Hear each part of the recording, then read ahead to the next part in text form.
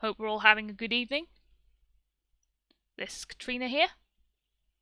Good evening, everyone. I am Lynx. I hope everyone is ready to sit down with some stories and a cup of whatever you want to drink tonight, and relax with some stories. Yeah, indeed. Yeah, we've got stories about Fae and the Underworld this evening. We did have a little technical trouble last week, so apologies to anyone who was disappointed that they were unable to catch these stories last week, but we've got some really good ones, and they definitely explore, how people lived alongside this completely other adjacent world, which isn't quite heaven, it's not hell, it's just a place where beings other than humans seem to live. And it's very interesting. I mean, in some ways you could argue it might represent purgatory, but I'll get into that a little bit after I've read my story. So the story that I personally have today is Echtra Condla, or Conla and the Fairy Maiden, to use the English title. And this is a story from the mythology of Ireland. And it's sort of. There's Christian elements to it, but it's sort of debated about whether or not it's an older story than that. And it's certainly one of the foundational texts in Irish paganism. So we'll just get right into that. Conla of the Fiery Hair was son of Con of the 100 Fights. One day, as he stood by the side of his father on the height of Usna, he saw a maiden clad in strange attire coming towards him. "Whence comest thou, maiden?" said Connla. "I come from the plains of the ever-living," she said. "There where there is neither death nor sin. There we keep holiday always, nor need we from any in our joy help from any in our joy, and in all our pleasure we have no strife. And because we have our homes in the round green hills, men call us the hill folk." The king and all with him wondered much to hear a voice where they saw no one, for save Connla alone, no one saw the fairy maiden. "To whom art thou talking, my son?" said Con the king. The maiden answered, "Connla speaks to a young fair maid, whom neither death nor old age awaits. I love Connla, and now I call him away to the plain of pleasure, Moy Mell, where Bodag is king. For nor has there been complaint or sorrow in that land since he has held the kingship. O come with me, Connla of the Fiery Hair, ruddy as the dawn with thy tawny skin. A fairy crown awaits thee to grace thy comely face and royal form. Come, and never shall thy comeliness fade, nor thy youth, till the last awful day of judgment." The king, in fear at what the maiden said, which he heard though he could not see her, called aloud to his druid Coran by name. "O Coran of the many spells," he said, "and of the cunning magic, I call upon thy aid. A task is upon me too great for all my skill and wit, greater than any laid upon me since I seized the kingship. A maiden unseen has met us, and by her power would take from me my dear comely son. If thou help not, he will be taken away from thy king by woman's wiles and witchery." Then Coran the druid stood forth and chanted his spells towards the spot where the maiden's voice had been heard. And none heard her voice again, nor could Connla see her any longer. Only as she vanished before the druid's mighty spell, she threw an apple to Connla. For a whole month from that day, Connla would take nothing either to eat or to drink save only from that apple. But as he ate it, it grew again, and always kept whole. And all the while there grew within him a mighty yearning and longing after the maiden he had seen. But when the last day of the month of waiting came, Connla stood by the side of the king his father on the plain of Akramin, and again he saw the maiden come towards him, and again she spoke to him. "'Tis a glorious place, forsooth, that Connla holds among short-lived mortals awaiting the day of death. But now the folk of life, the ever-living ones, beg and bid thee to come to Moimel, the plain of pleasure, for they have learnt to know thee, seeing thee in thy home amongst thy dear ones." When Conn the king heard the maiden's voice, he called to his men aloud and said, "Summon swift my druid Corin, for I see she has again this day the power of speech." The maiden said, "O mighty Conn, fighter of 100 fights, the druid's power is little loved. It has little honor in the mighty land, peopled with so many of the upright. When the law will come, it will do away with the druid's magic spells that come from the lips of the false black demon." Then Conn the king observed that since the maiden came, Connla his son spoke to none that spake to him. So Conn of the 100 Fights said to him, "Is it to thy mind what the woman says, my son?" "'Tis hard upon me," then said Connla. "I love my own folk above all things, but yet a longing seizes me for the maiden."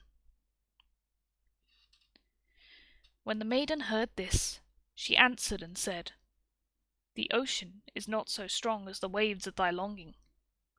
Come with me in my curragh, the gleaming, straight-gliding crystal canoe. Soon we can reach Bodag's realm. I see the bright sun sink, yet far as it is, we can reach it before dark. There is, too, another land worthy of thy journey, a land joyous to all that seek it. Only wives and maidens dwell there. If thou wilt, we can seek it and live there alone together in joy." When the maiden ceased to speak, Connla of the fiery hair rushed away from them and sprang into the curragh, the gleaming, straight-gliding crystal canoe. And then they all, king and court, saw it glide away over the bright sea towards the setting sun. Away and away, till the eye could see it no longer, and Connla and the fairy maiden went their way on the sea, and they were no more seen, nor did any know where they came.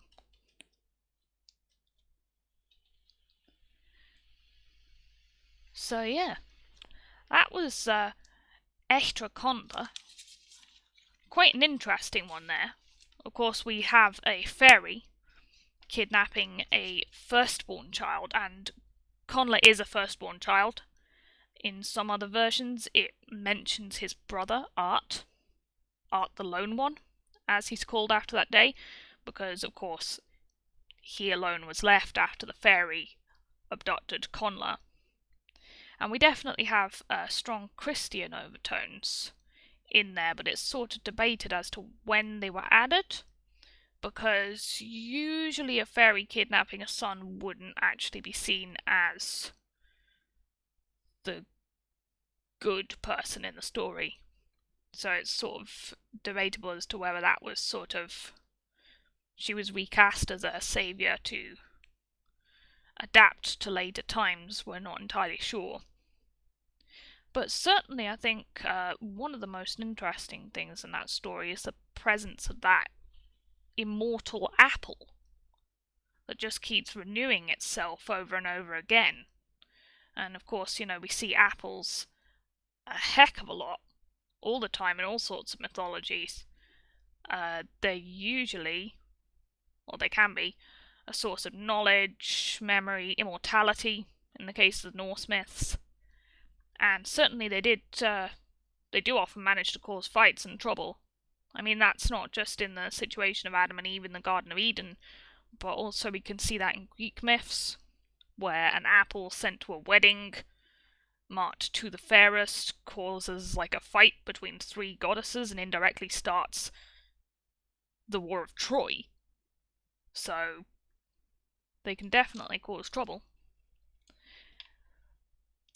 Lynx, do you have any thoughts on that I do story? think it's definitely an interesting one. Mm. How to put it? The Fae going after the oldest son of the king, and as it seems like it's between two times, so to speak, with the incoming of um, a new culture.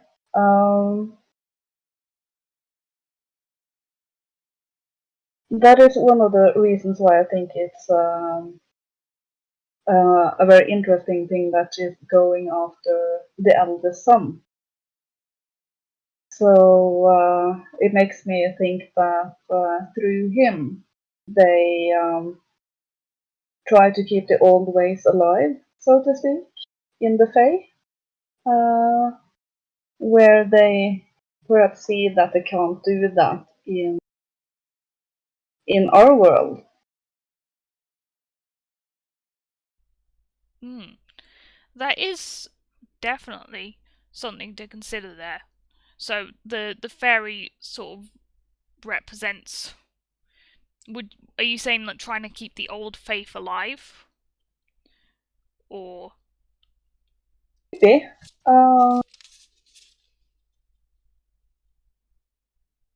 Because usually everything's in stories mm, and such, so much stems from the eldest son.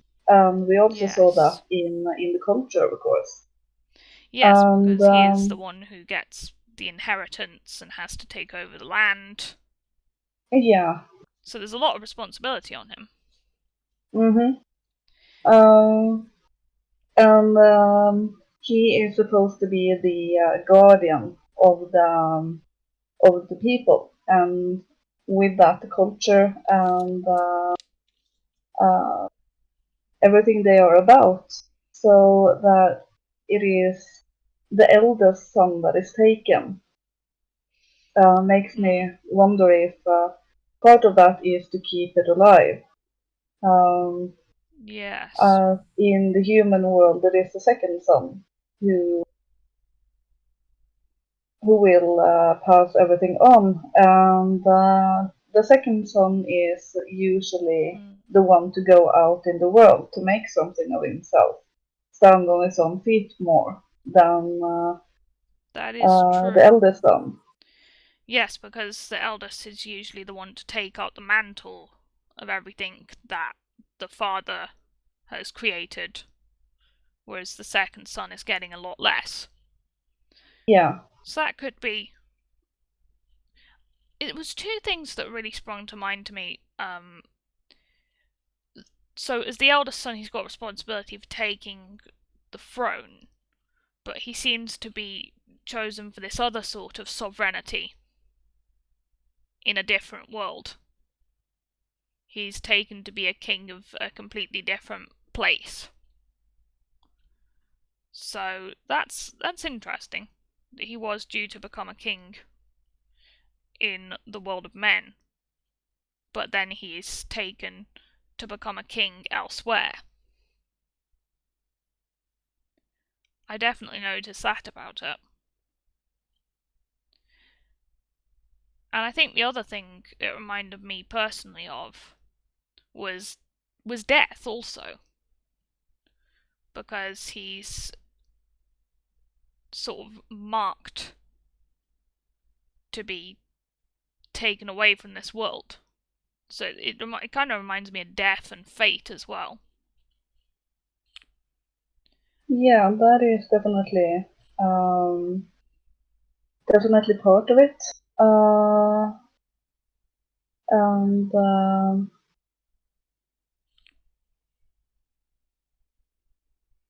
Mm. I'm sorry, my mind just blanked out.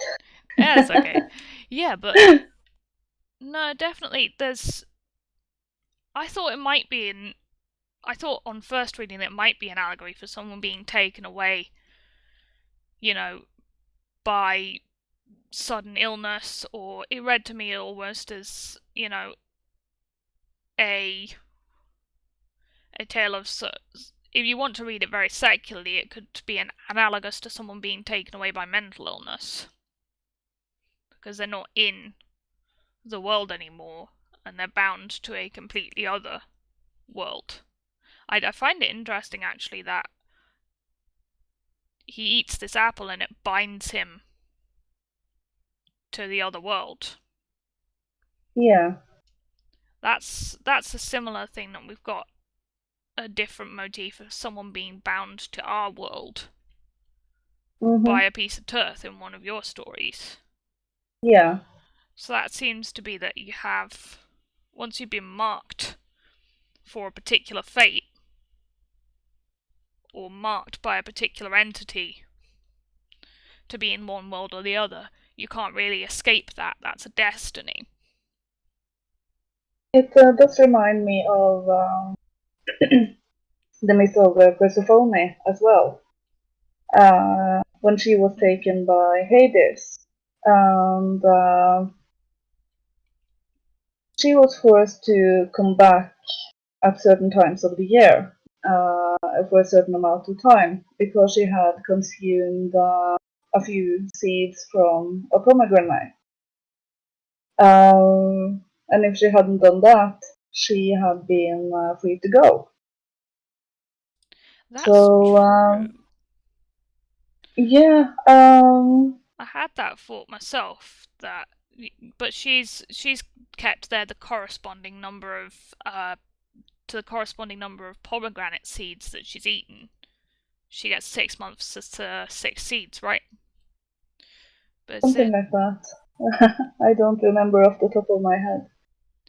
No, I did actually think about that myself. But you have, again, coming back to the apple, you have a lot of representation in that. You have knowledge and also fertility, and it's a woman who comes and takes him with the apple. So it could actually also represent falling to pleasure or something that's an illusion of goodness. I mean, I think the version of the story that we're in has said that it's finding the Christian heaven, but that feels a little artificial to me in there, in the context of that story. Yeah, I Because definitely usually, think it's influenced by at least two cultures, maybe even three. yeah, yeah, I would say so. It's a lot more influenced by it's at least it's influenced, I think, primarily by the pagan culture, and then there's Christianity sort of brought into there later, because usually fairies stealing eldest sons are not the good guys. No, Usually they're not. But there's obviously had to be some adaptation there. I do wonder how old it actually is. Uh, Hmm. did it originate on the Isles or not? Because some of the European stories are very, very old. So it is possible that the origins of the stories are even older. That is true, and I think with that one, from what I've seen, the origin of the story is quite old, and a lot of people actually also cast that woman as a sovereignty goddess, or something to do with sovereignty, coming to choose the eldest son, which makes sense because she is taking him away to be a king, but also she's taking him to a land full of maidens as well. She says it's solely populated by maidens, and she's, giving him an apple. She's a woman, that's a symbol of fertility. It could actually also mean to be sort of taken over or taken to. And she says she'll take him to the land of pleasure, so it could mean to be taken over by one's base instincts in the original meaning. Yeah, that is definitely also a possibility. There are quite a few angles that we can see this from. So, and also the turning away from a family and being compelled to go your own way. That's true. I hadn't actually thought about that particular angle of it. No, But you're because right. some people just have to go their own way. It's not maybe not really that consciously chosen, but it's a drive from deep within them, and that will, for some people, that will be something they can't ignore. So, and if they do try to ignore it, they will go into depressions and perhaps even feel dead inside until they do follow where their heart wants to go. That's So, true. and I think that in itself could be quite depressing when you feel that you have to go away from a family, even if you don't really want to. And I do think that is also something that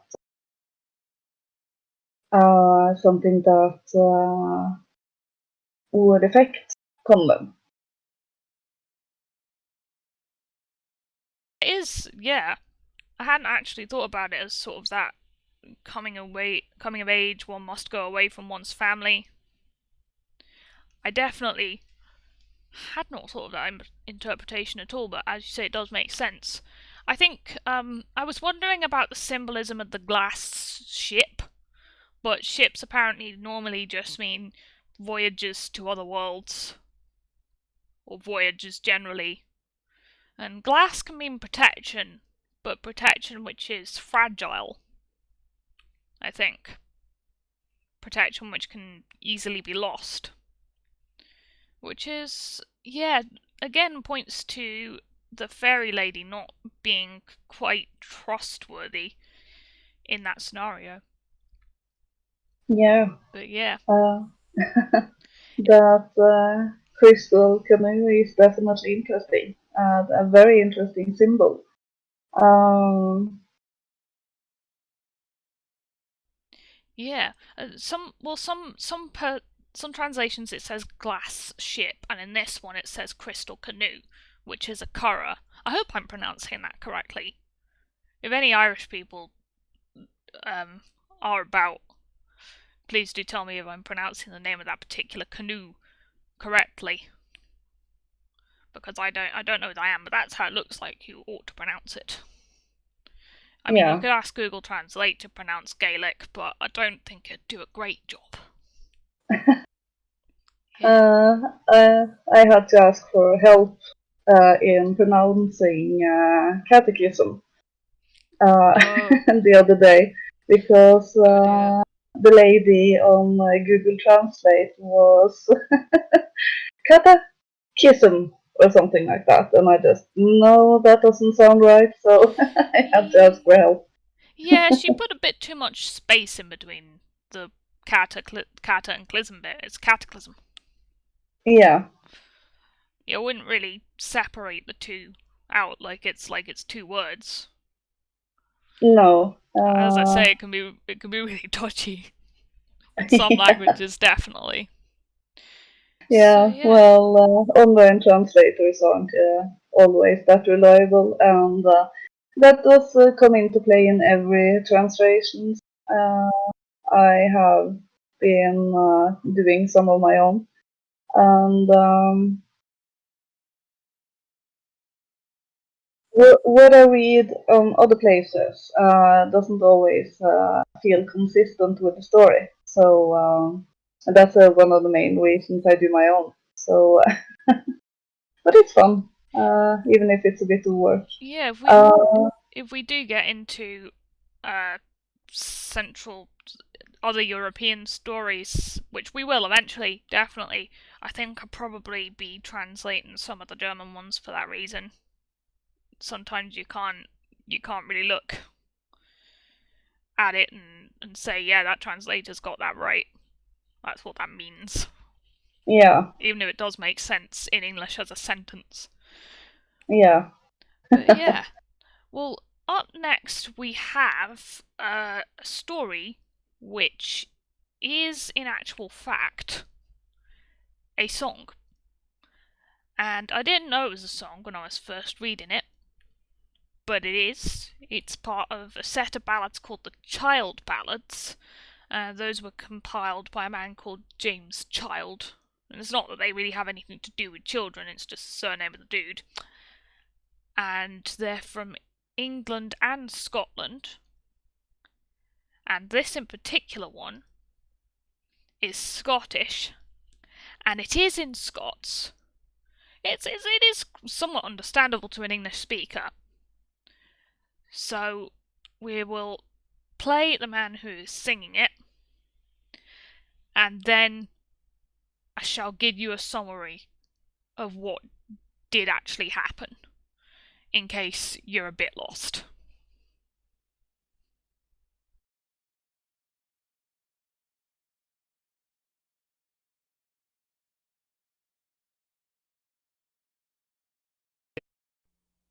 True Thomas lay on Huntly bank, a fairly he spied wi' his ee, and there he saw a lady bright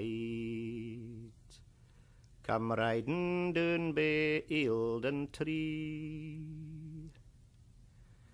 Her skirt was o' the grass green silk, her mantle o' the velvet fine, a tilka tit o' her horse's mane, hung 50 siller bells and 9. True Thomas he put off his cap, and looted low down to his knee. All hail thou mighty Queen o' Heaven, for thy peer on earth I never did see. Oh, no, no, Thomas, she said, that name does not belong to me. I am but the Queen of fair Elfland, that am hither come to visit thee. Harp and carp, Thomas, she said, harp and carp along with me, and if ye dare to kiss my lips, sure of your body I will be.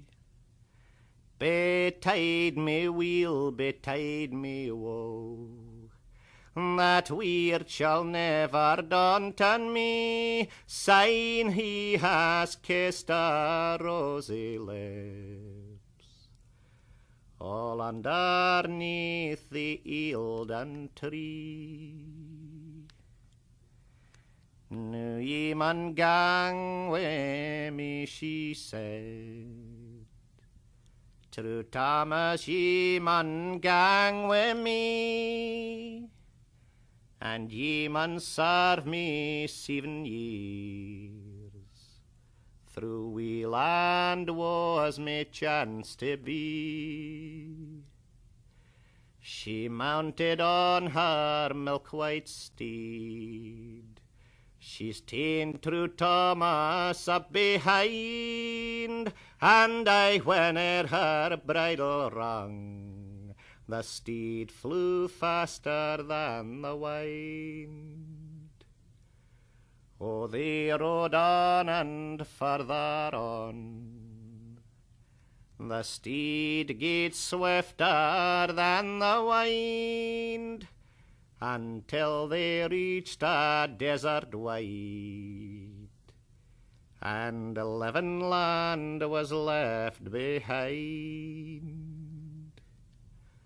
Lech doon, no True Thomas, and lean your head upon my knee, abide and rest a little space, and I will show ye Fairless 3.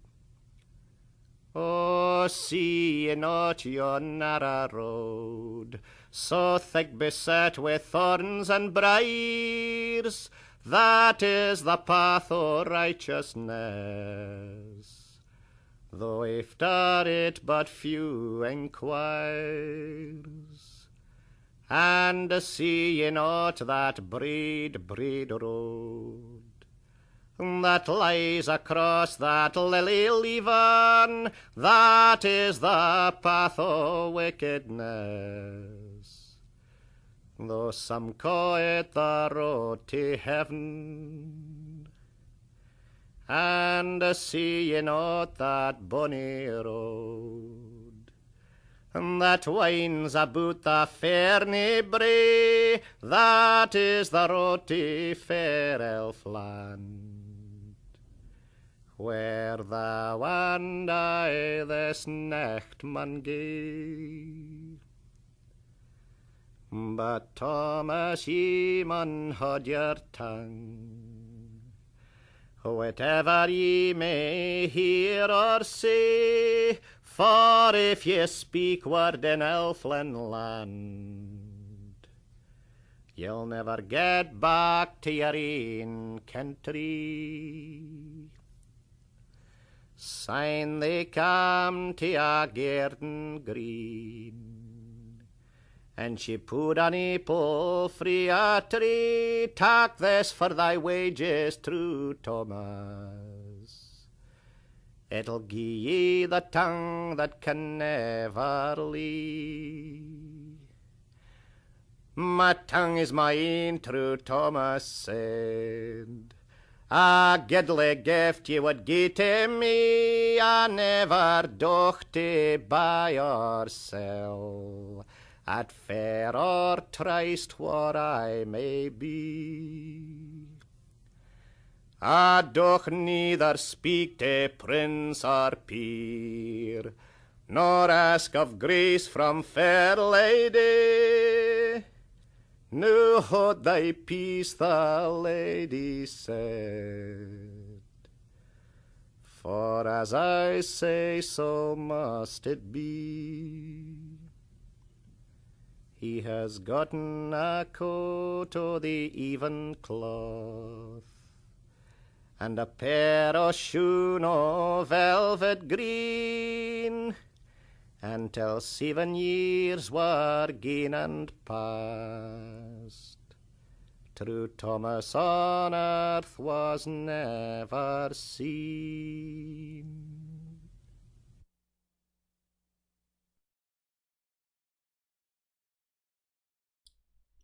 So that was indeed the ballad True Thomas, or Thomas the Rhymer. He's actually a known historical figure, and he does crop up in a few other tales, but they were sort of written later as a sort of extension of the Thomas universe, so to speak. But what's basically happened there is Thomas has been lounging around in Eildon, on Eildon Hill, which is actually associated with King Arthur. He is said to be sleeping there, I do think, but we'll just confirm that in a bit. But Thomas is sitting on the hill. The Queen of Fairies comes along the road, and she is mistaken by him for the Queen of Heaven. And, presumably that would be Mary. And she then says, oh no, I'm not that, but she fancies Thomas. She takes him up on the back of her horse, and any man that she fancies has no choice but to serve her for 7 years. And as they're riding through the Underworld, she shows him paths that seem to lead to the afterlife. So she shows him the road to heaven, which is full of thorns and briars, and she tells him, that's the path of righteousness. Very few people ask about that one.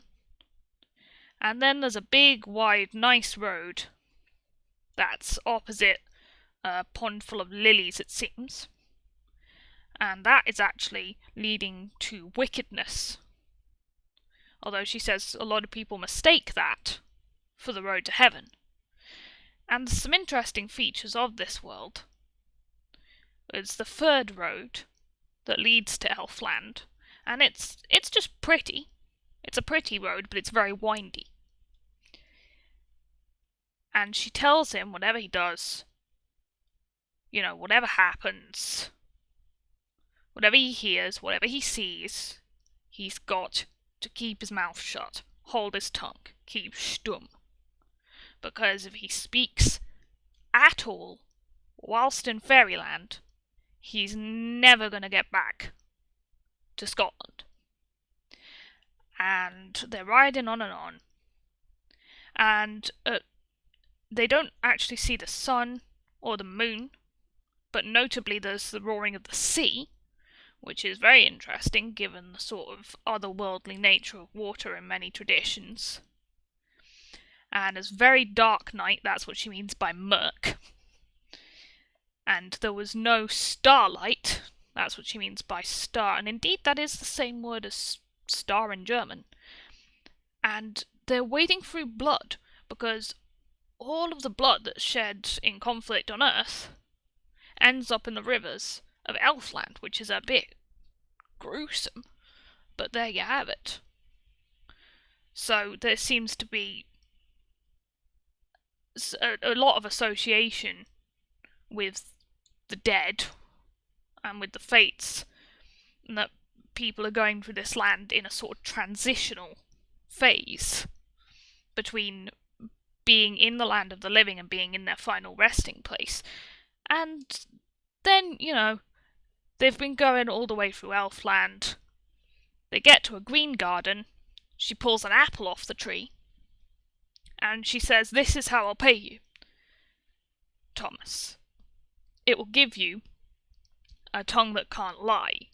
And what seems to have been meant by this upon further research, although one would think it would be inconvenient to never be able to tell a lie. I can think of many situations where it wouldn't exactly be the best gift, but he can prophesy. And he tells her, well, my tongue's my own, actually. I mean, it's a nice gift, but, I didn't want to buy anything, I didn't want to sell anything, I didn't want to get any acknowledgement from you or the rest of Fairyland. I mean, I think he's quite happy that a fairy fancies him, to be fair. A lot of men would be. But she's like, nope, shut up. Look, you just gotta take this. That's what I'm saying. Just take the apple. And she gives him special green clothes, shoes, and a coat, which they're fairy clothes, so they must be good. And he serves his 7 years with the Fairy Queen, and he comes out of that encounter after 7 years with this gift of prophecy. that he has. So that's what's going on there. And yeah, I just wanted to first discuss some of the symbolism of the Otherworld there, because we do see it very much as a transitional, that's not really a word, is it, transistory, but a transitional state between phases of being. And again, it seems to be like a purgatory, seems to be like a place of journeying to the actual afterlife. And I thought that was interesting, that it focused that much on describing the roads like that, and mentioned the fact that the blood of wars runs in that country. So, because it seems like outwardly that place appears very nice, but actually it doesn't look like in practice that it actually is entirely what it seems. I don't know, Lynx, what would you think on initial impressions of that story? It is interesting that he has shown the road to hell and the road to heaven, and the wisdom of going the way less traveled. It might not be as easy as the other one, but it will lead to more gift later in life. Um, and they aren't free. They come with obstacles. They come with wounds, and really driving yourself. And so many, Yeah. so many tends to just go with the flow where everyone else is going. So it is a very old wisdom to not just go with the herd, so to speak, not be a sheep.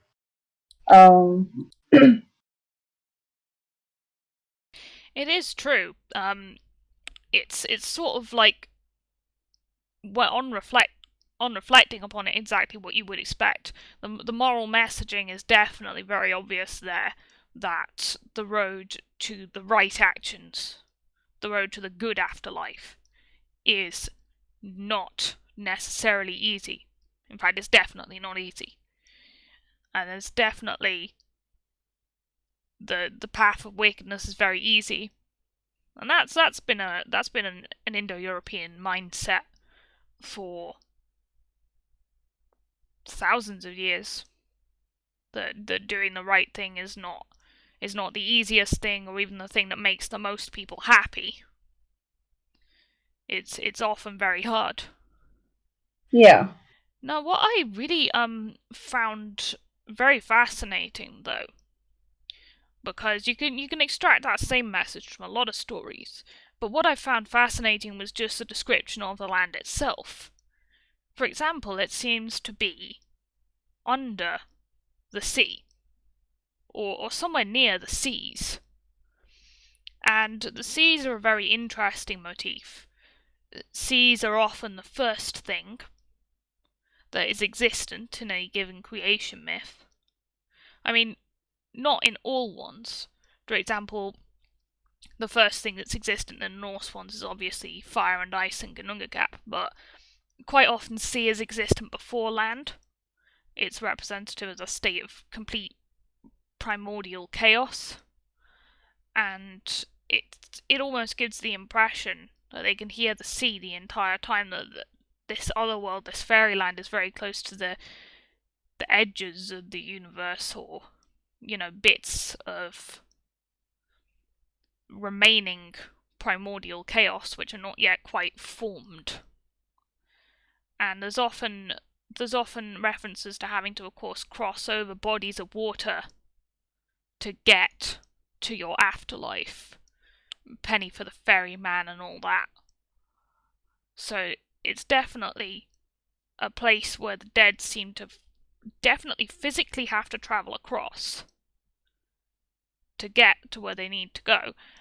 And this Thomas the Rhymer story, it's definitely knocking around, from what I can find in my research, from as early as like the 1400s.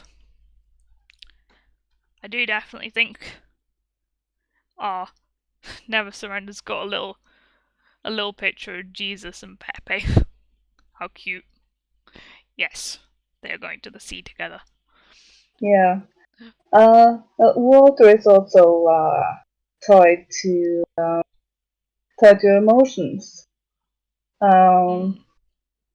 So that is also connected to more of the primordial, as you mentioned, and with water also being associated with being between the living and the dead.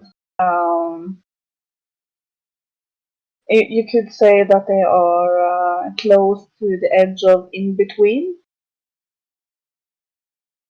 Yeah, I think that's how it is. They're close to the edge of sort of a big gulf in between life and death. Yeah. So they're very much on the edges of what a live human being can actually experience without a lot of difficulty getting back. And this, there are certain things that can get you stuck there. I know that there's, in that poem, there's speaking there, there's eating there, in a lot of other tales, in reference to this sort of realm. And I don't know, it's interesting also that apples crop up again in this realm. It's interesting that apples crop up again. Again, this sort of this in-between realm offers you hidden knowledge that comes with advantages and disadvantages. Yeah. In the sort of, when it's chosen you, once again, there is no telling it no. There's no saying, no, I don't want the apple. You just have to sort of take it. Yeah.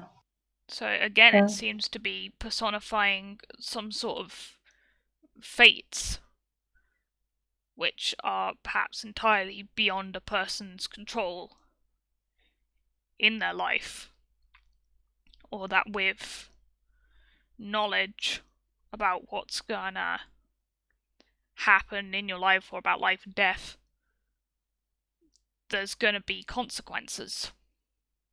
There's gonna be consequences to knowing things about this sort of in-between realm. Yeah. It's not easy being the one who is standing with more or less one foot in each world and trying to bridge that gap. And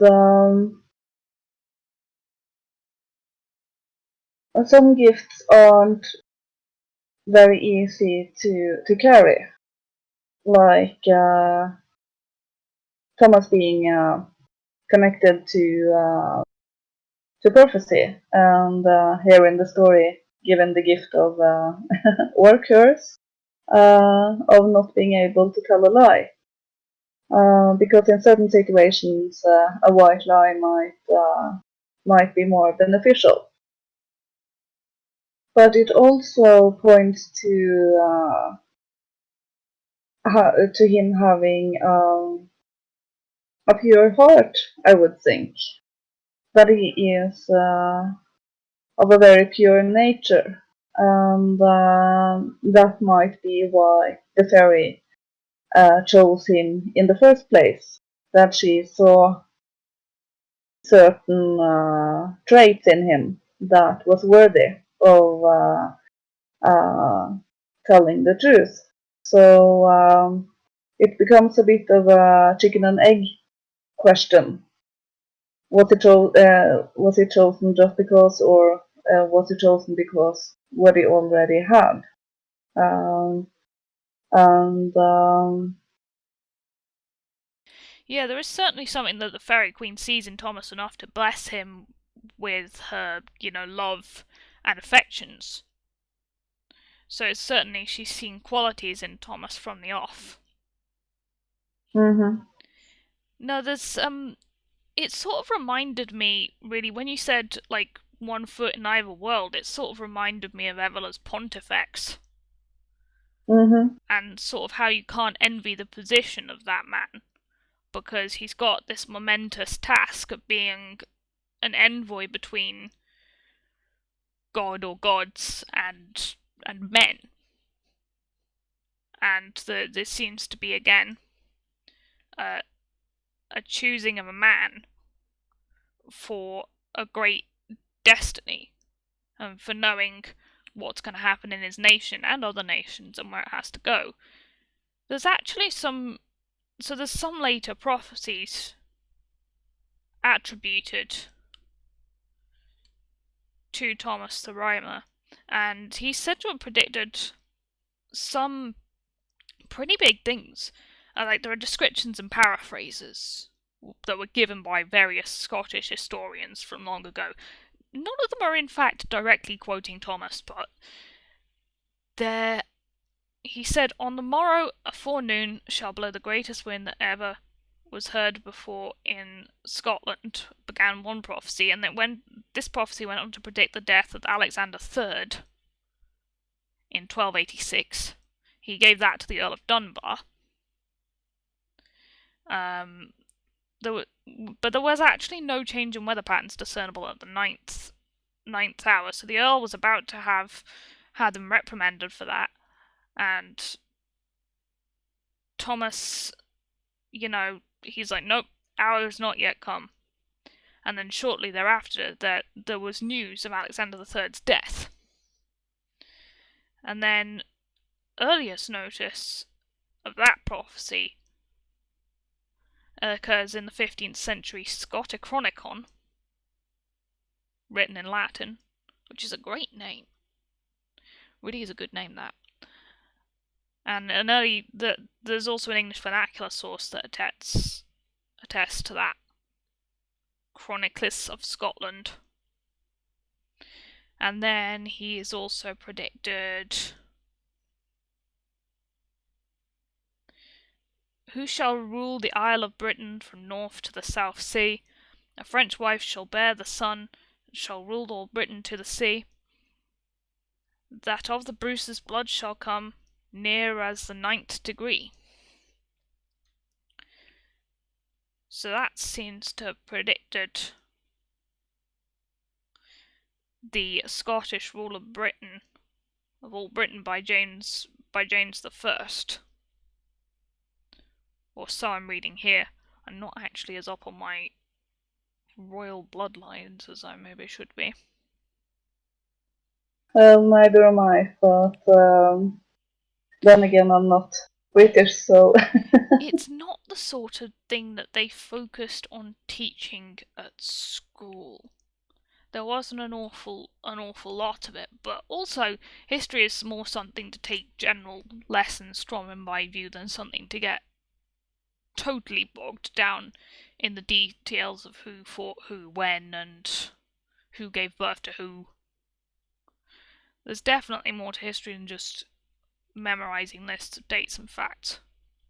I wish they would spring to mind a little more quickly sometimes, though. But yeah, he's been, assigned with a really potent power here. If, the testaments of later people are to be believed, and he's given prophecies about a lot of things, specifically Scotland-related things and world-related things. I would absolutely love to look through all of his prophecies and see if he predicted any current events. That'd be great. Yeah. See, I did Thomas the have a Rhymer said it. He said it. Yeah, I did have a mind to try to look into what he first saw, but I haven't had the chance so far. But it's definitely something I would like to do. I know you could start a uniquely Scottish apocalypse cult. And that would be a fun pastime. Not that I'm advocating the starting of apocalypse cults, but you're gonna start one. Start a really Scottish one. Well, you have to do something in your spare time, right? Yeah. And why not stand on the weekend? Stand with a sign on the weekend shouting, "The end is nigh!" It's a healthy pastime. Yeah, Keeps them off the find the streets. find a proper soapbox from the old days and stand on Yes. that. Oh, that'd be funny. That'd be funny if you Yeah. actually did. Nah. So we have just one final story tonight, and that is Lynx's tale. Would you like to tell us the name of your tale, Lynx? We don't have that many fairy stories in our folk tales, actually. That is more tied to other creatures that perhaps developed from the Fae and the elves. So that is more found in local stories. But I did find one story about the Underworld, which is called Friends in Life and Death. So take it away. We have this one pre-recorded, so please play it.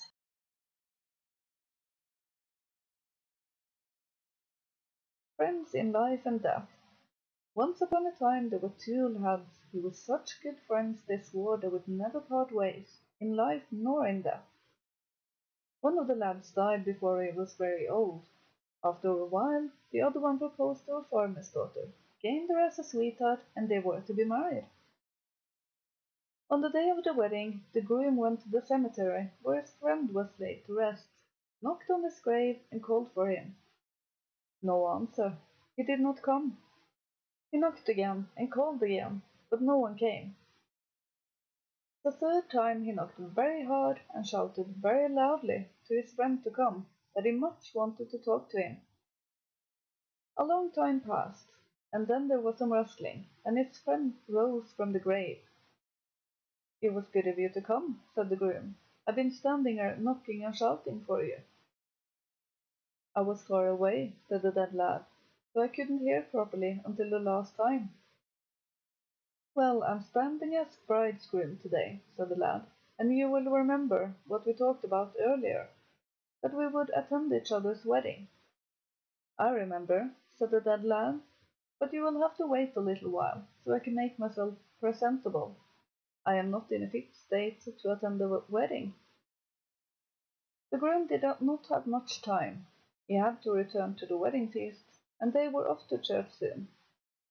But he said his friend needed a room to clean himself up and dress himself for the wedding, because he had to join them in church. Yes, the dead lad followed them to and from church, but when the feast had come to the point where the bride had removed her crown, he wanted to leave. For the sake of the long friendship, the groom wanted to follow him back to his grave. As they walked back to the cemetery, the groom asked if he had seen many strange things, or of the sort that would be useful to know. "Yes, I have," answered the dead lad. "I have seen much, and more still." "That would be strange to see," said the groom. "I am of a mind to follow along and see it for myself." "You could do that," said the dead lad, "but it will take a long time. You will be gone."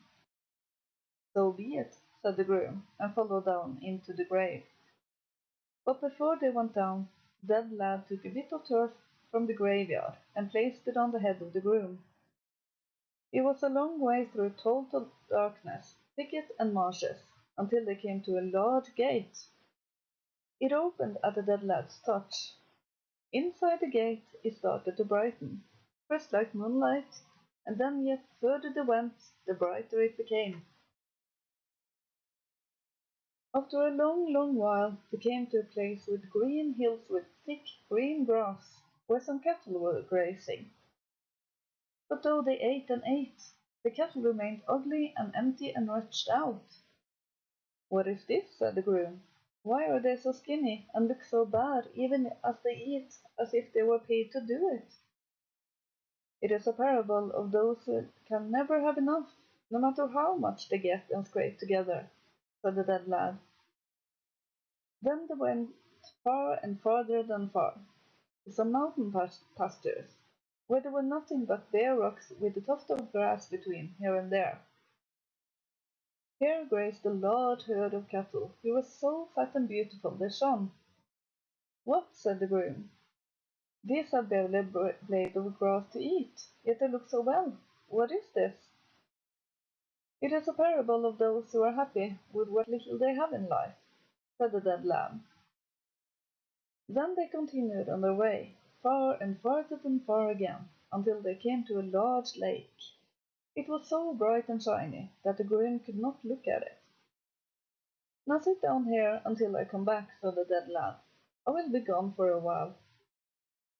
And off he went, while the groom sat down, and as he sat, sleep found him, and he faded into a deep sleep. A while later the dead returned. "It was good you sat down here, so I could find you again," he said. But when the groom was to rise, he found it was overgrown with moss and shrubbery, as if he sat in a bird's nest. He cast this off, and the dead lad followed him back to the grave. There they said their farewells and parted, and when the groom came up from the grave he went straight to see his bride. But when he came to the farm he seemed not to recognize the place. He looked around in every direction and asked everyone he met. But he was unable to hear of or ask his bride or kin or parents. Indeed, he could not ask anyone he knew. All were baffled by this man, who wandered about and looked affright. When he could not find anyone he knew, he took the road to the priest and confessed his sins, and of how he had stood as groom, and went away at the wedding. The priest did not know of any wedding like this, but when he had searched in the parish books, he found that the wedding had stood a long, long time ago, and the people he was talking about had lived 400 years ago. After that time an enormous oak had grown into the rectory. When the groom saw that, he climbed up so he could have a look around. But the old man that had sat in heaven and slept for 400 years, and had come home again, could not easily get down from the oak. He was stiff, as is to be expected, and as he climbed down, he fumbled and fell, and broke his neck and died.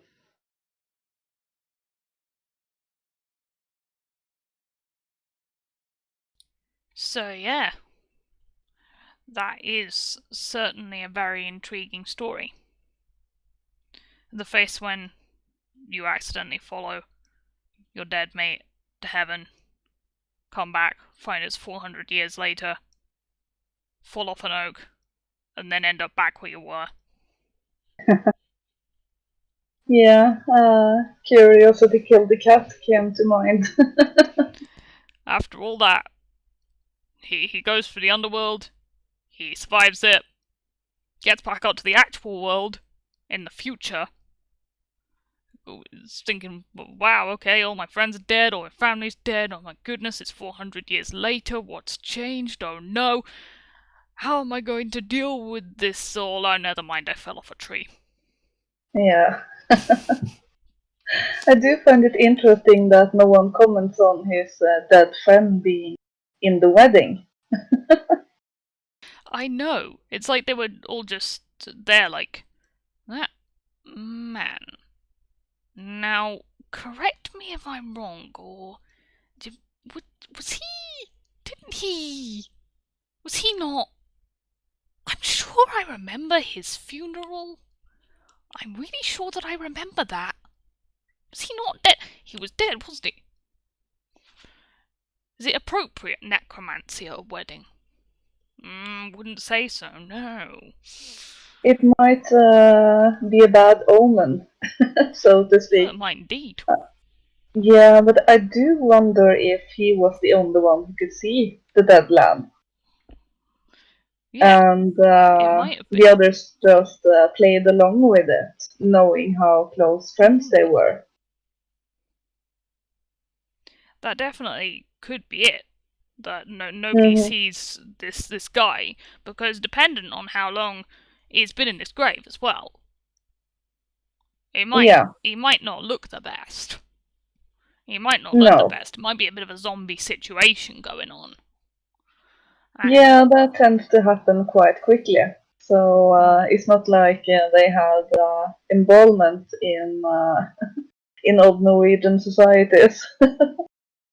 So I definitely think that he was the only one who could see them, see the dead man. Um, and it's also interesting that he left his wedding before he had consummated the marriage, uh, and basically just leaves his wife for what seemingly is just curiosity of and perhaps not wanting to be separated from his friend again. But I definitely think it's odd the way he is thinking. You would think that he would have more focus on his new bride and wanting to start their life you than. you would think so again, but again it seems to be one of these tales of bewitchment by another world, just because you don't know about it, just because it's strange. And Yeah, again, about the mix ups which come from, wanting to get involved with stuff from this other world while you're still a living mortal. Because again, it seems to be the in between realm. It seems there was the sea in there as well, wasn't there? there was a lake. There was a lake. Yeah, at the end of his road into the underworld, he was resting by a lake. Ah, yeah. So bodies of Uh, water, definitely. yeah, and before they came to the gate of the underworld, there was marshes, and we have quite a bit of marshland here in Norway, and there's always been quite a bit of focus of being careful to walk out in them because you might sink, you might not be able to get out again. So True. that is definitely something that came from the Norwegian landscape. I mean, they are seen as in between places in which to put offerings. There are sort of, I think definitely in Denmark there's bog bodies. There's Yeah, places where people have thrown bodies into bogs as yeah, offerings. So they're yeah, definitely in betweeny places between the life and yeah. death. Whoop, maxed out my odds. And one of the other worldly creatures we have here in Norway is Nøkken, known as the neck in English. And that is a spirit that had its home in lakes and bodies of water, and luring people to him. So bugs and lakes deep in the forest are definitely seen as in between places. And there's also stories um, of creatures that embody rivers um, and cause mischief. So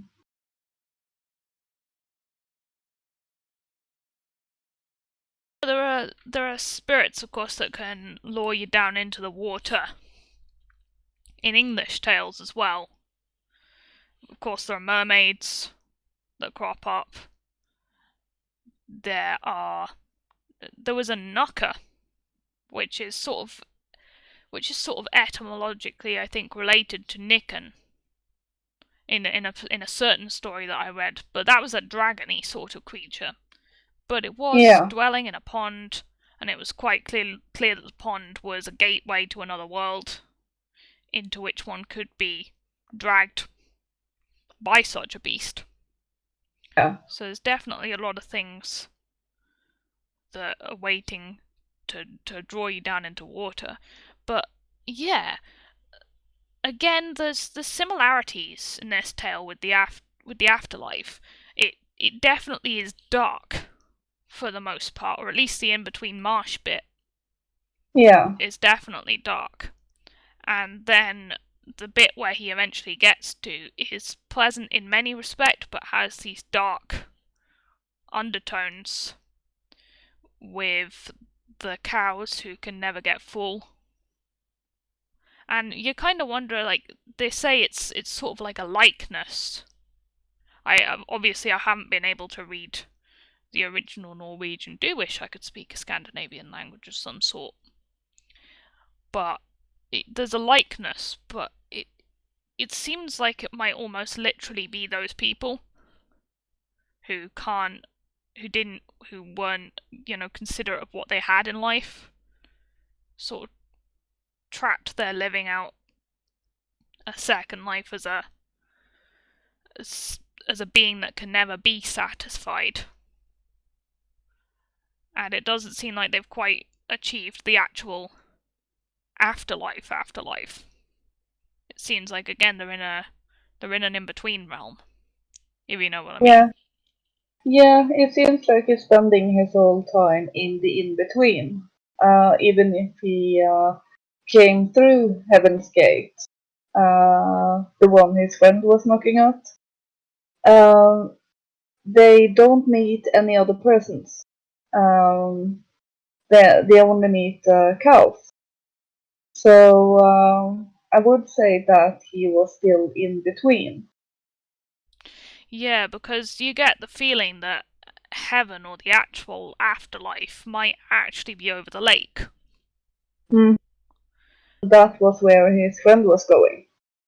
And he couldn't come in there because then he would have to stay, I would think. So then he would step properly into the realm of the dead. And he was always planning on returning back to his new wife. I did translate it as closely as possible to the Norwegian language. So, but I used the word parable. It's a word is used in Norwegian is more of a likeness. Yeah, And like, yeah, go on. yeah, parable might have been the word that I would use if those like cows are not actually souls, and they're just there representing something. Parable, allegory, perhaps. Yeah. And it really speaks to an empty soul, you could say. Because whether it is money or possessions or food, people who never can have enough, it's trying to fill the void in themselves. And with people who are full on the inside, they are more satisfied with what they got. And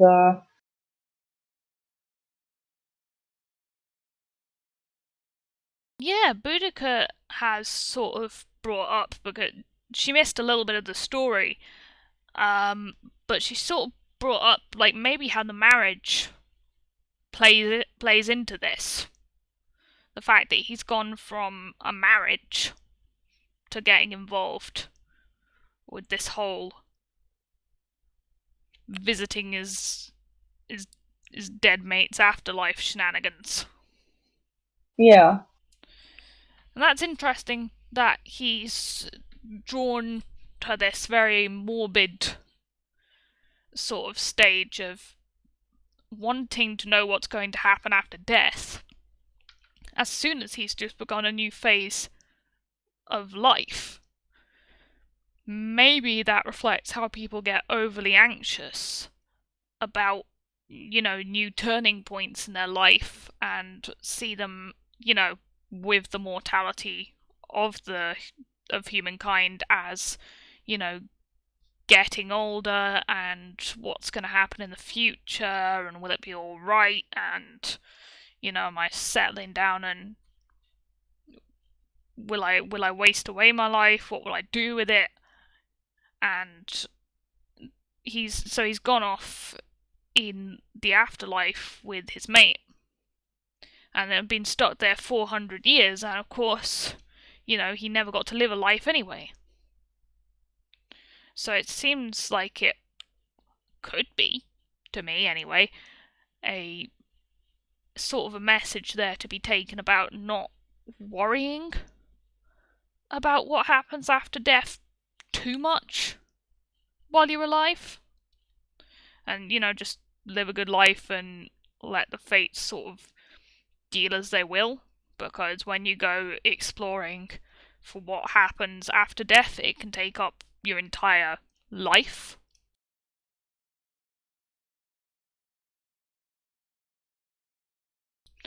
Or at least that's the theory.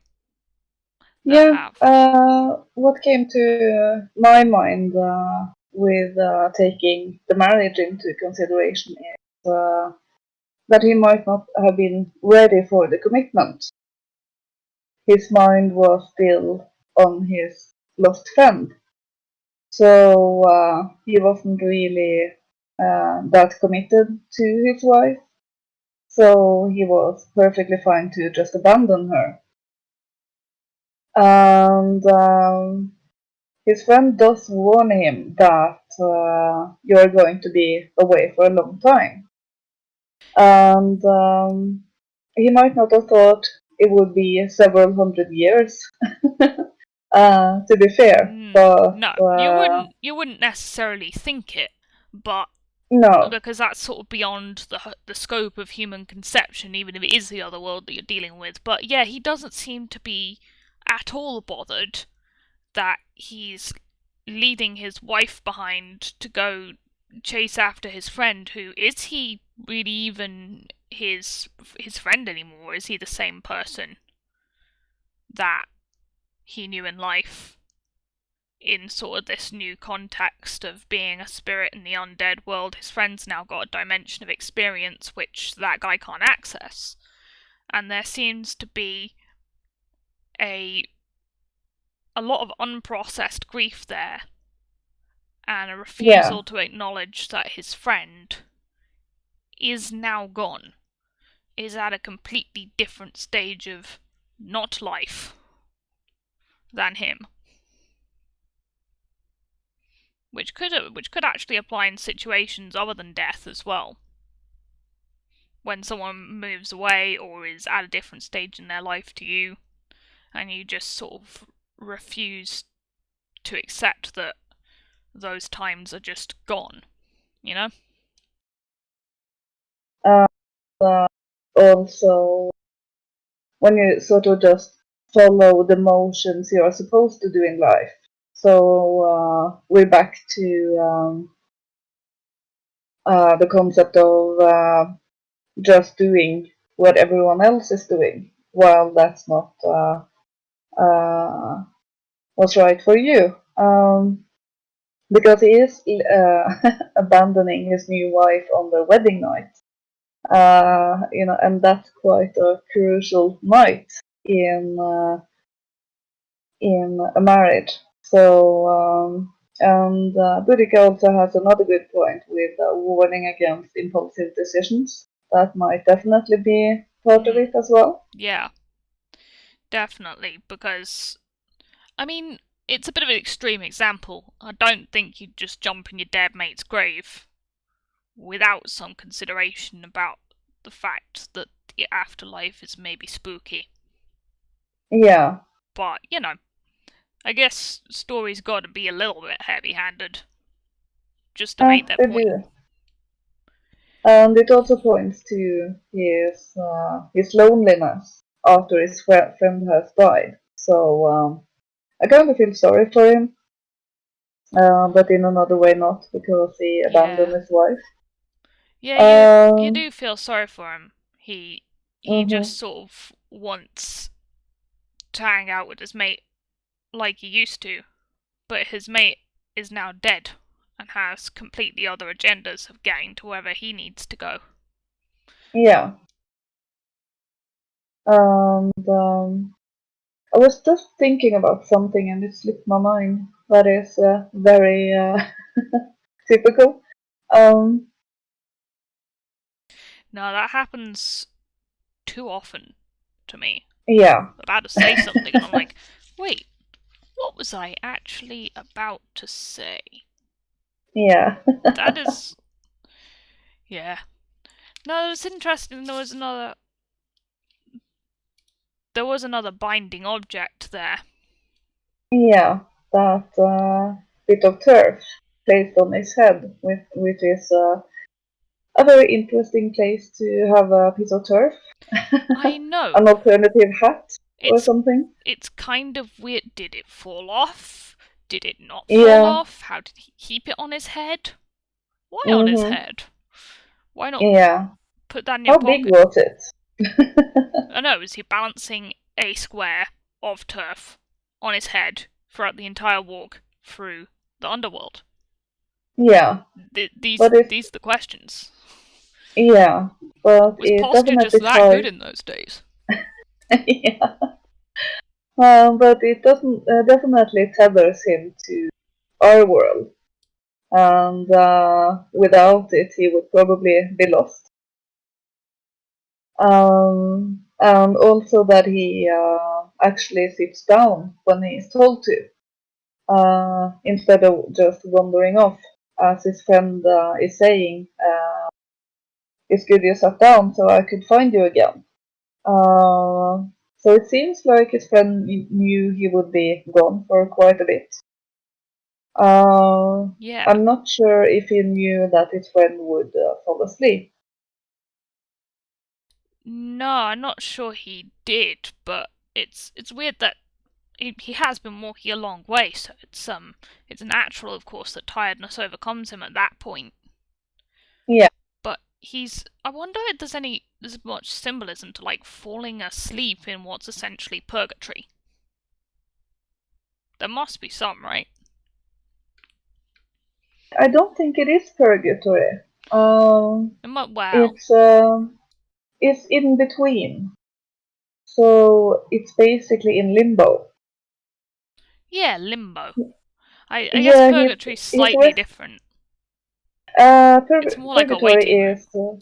is purgatory is where you are punished, and this man is basically just sleeping in a place where it's just a lake and it's nature and there's nobody around.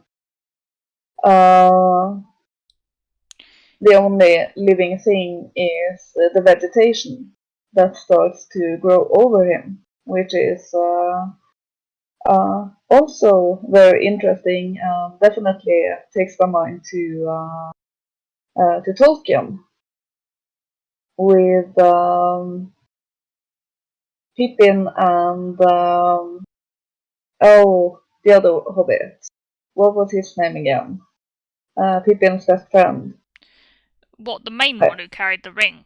That was no, Bilbo. Or Sam uh, Merriweather? I can't in the, remember the names of the ones in the Hobbit. Damn it, I've read this book. I read this book quite a few uh, times. yeah, Frodo and Sam had the ring, and Pippin and the fourth one uh, was on their own adventures. Oh wait, The Frodo's one, in the Lord of the Rings. Bilbo's in the Hobbit. yeah, Yeah. Yeah, but when they encounter Tom Bombadil, they have basically been smothered by tree roots in that magical forest. So it kind of reminds me of that. Yeah. And nature taking over, swallowing you. Lord of the Rings is something that I need to look into the deeper symbolism of a bit more. Because I have no idea what the deal was with Tom Bombadil, except the fact that he did an excellent breakfast spread. Really did. Wouldn't Yeah, mind that. I haven't read the books in a long time. But the concept of being overgrown is quite interesting. And that you have sort of abandoned something. And in this case, it's his physical body. And Yeah. It sort of speaks of neglect, mm, unkemptness, and yeah, of abandonment. And it speaks of reclamation by nature as well. yeah, that is falling asleep could be um, an image of him just falling into his own subconscious or consciousness and uh, living inside his head and not in the world. So, So again, we could be what is on a more worldly level, maybe another mental illness mm-hmm, sort of allegory here, but maybe because we don't really do worldly on this channel, one could call it less mental illness and more a spiritual illness, as in he's become preoccupied by things other than living the divine order in the world that he's currently in. He's become too preoccupied with worlds which he isn't supposed to be in yet. And he's lacking meaning, and he's maybe not trusting that there is meaning, and he wants to go and see it all for himself.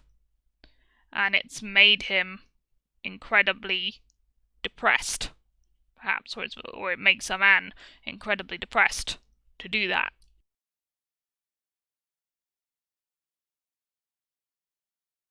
he could learn those lessons in the Bible by the priest and by his fellow villagers. So, in a way, you could say that his whole trip is useless because he didn't have to go to the underworld to learn this. Yeah, it's true.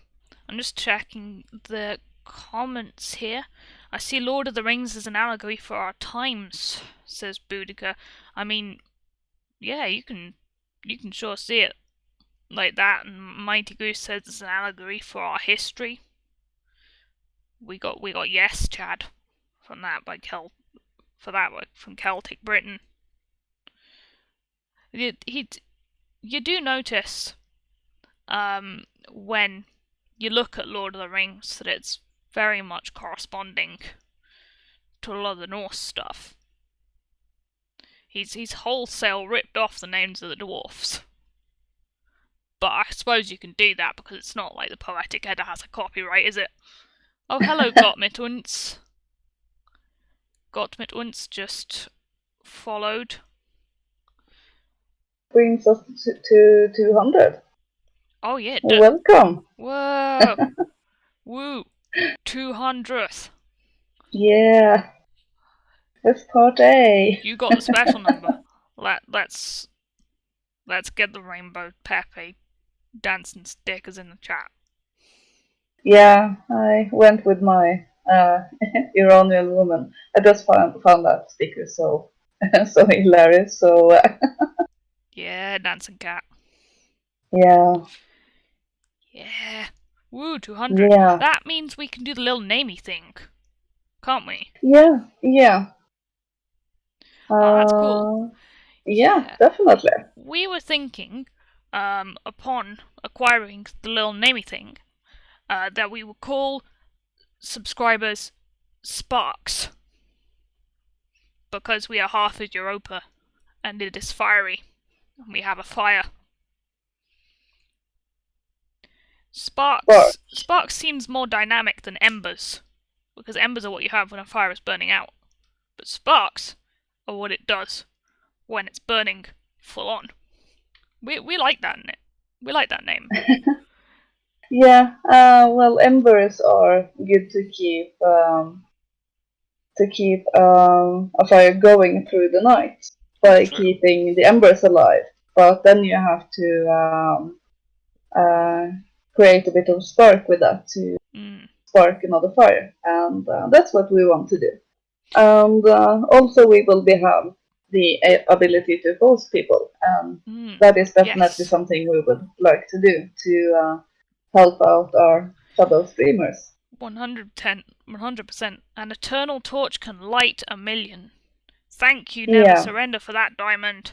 You've given 2 diamonds today, and it's really, really lovely to see this generosity. And yeah. we really thank you for your support, Thank you so much. little Torch Pepe. Yeah. We got But a Pepe for everything. There's a Pepe for every situation. yeah, basically, he's very adaptable. He is an adaptable lil frog. The sparks that keep our cultures and traditions alive.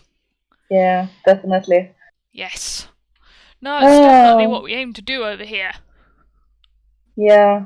Ooh, I like that sticker. Spinny wheel. Mhm. Yeah. But The that black sun is... or something. I think that is... It doesn't... Is it a black sun, or is it... It's some sort of sun wheel. There's a lot of Yeah. variants on them. There's a heck of a lot of Yeah. variants on them. There Good is. Indo-European symbology. Mhm. Yeah, but that is all the stories that we have tonight, folks. I do want to make one little small point on Yes. that turf before we finish. What came to me today was because when the groom rises and shakes off all the shrubbery and moss that's gathered over him, is he keeping that bit of turf on his head or not? Maybe Because he's laid down. Maybe it fell off. yeah, because Maybe that was supposed to be the thing that kept him in the approximate time frame he was in, but yeah, it fell off. and young physically, Yeah. because he comes back as an old man. But if he has lost that piece of turf, maybe he Yeah. then slipped through the centuries a bit more. It kind of makes you wonder why his friend didn't specify the importance of, oh, by the way, that piece of turf, keep hold of it. A little bit Yeah, more. But then I suppose, again, you can't do a cinema sins on these tales. You gotta look at them as a metaphor, and, well, he's literally lost his ground. He's yeah, not he's lost his grounding. grounded, Yeah, which is very telling. He's got his head up in the clouds. He's lost the turf under his feet, and he's sort of wasted away an entire life in the realm of death. Yeah. and when he comes back to himself, he can't recognize anything anymore. No, that's true. And I think that's a good one. That's actually a good takeaway to sort of end with, because there's a lot of Mm-hmm. that today where you find yourself, like, questioning the meaning of life and coming to nihilistic conclusions and spending your whole time, you know, worrying about if there is one, when in many respects it's quite clear that there is. Yeah. and just sort of wasting your entire life trying to figure out what it is about instead of doing what is there, what is natural, what is the natural way. And it is definitely a tale which is, it's like Odin in the sayings of the High One, where he says that you shouldn't worry overly much. In a certain verse, you shouldn't worry overly much about what's going to happen to you. You should enjoy the fruits of good things while you have them, and you should appreciate what's there in this world, because if you're always trying to prepare for things, the fates are really going to knock down your best laid plans, and you will just waste your life doing so. But yeah, I think that's a pretty good takeaway for the session. Yeah. Keeping yourself grounded and knowing where you are and who you are, that is very important. And if you don't, you will suddenly wake up one day not knowing where you are. Yes. Something I can definitely relate to. People are shouting out Asher Logos's work in the chat. I do agree, Flynn Photo. Asher Logos, bloody brilliant. Do love the subverted history. Yeah. Gotta check that out. Yeah, I put that one on just to relax. Yeah, it's really uplifting when you hear about all this stuff that the Goths and Germanic people did that you never even heard about, and just the ways in which they even handed it to the Romans. Yeah. Sometimes. Absolutely an education. Oh, definitely. and Robert Sepper has also done a video on that Linda. Ah. Yes. So that is something I shall be watching. I shall be finding that and watching it. If anyone can post that link in this chat, that'd be great. Oh, definitely. But yeah. Well, we hope you've all had a nice time listening to the stories, people. And if there's any ones you missed, don't worry. Everything gets recorded and put on YouTube. And it's up on DLive as a replay for the next 3 days. Oh, thank you, Rory. You're new, and AlphaGo and Matt S. Thank you for watching. And lovely to see some of our established friends here. Celtic Britain, Dan Dammy, Boudica. Welcome to Gottmituns. Flynn Photo, have we seen you around here before? But welcome to everybody who's new watching, and hello again, and we hope you enjoyed the stream to everybody who's come back. Thank you to Boudica and Tim Murdoch of White Rabbit Radio for hosting. So that is very good of you. We really appreciate it. Yeah, we really do. It's wonderful to have people hosting us, and definitely go and check out Boudica's craft knitting streams. Anyone who wants to know about that. Oh, Tales of Old Ireland. I will look out for that, Boudica.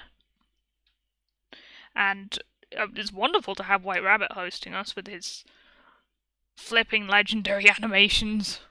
Yeah. Love him. Yeah, I do like him. He is a good man. And has done a lot of work. Yeah. So, well, that is us for today. Yeah, thank you everyone for coming. We hope you had a good, relaxing time tonight with us. And hope to see you again next week for another episode. Yep. See you all next week. Thank you for everyone who donated. Never surrender. Again, thank you for those 2 whole diamonds, and oh, thank you for those lemons. Got me twins. And yeah,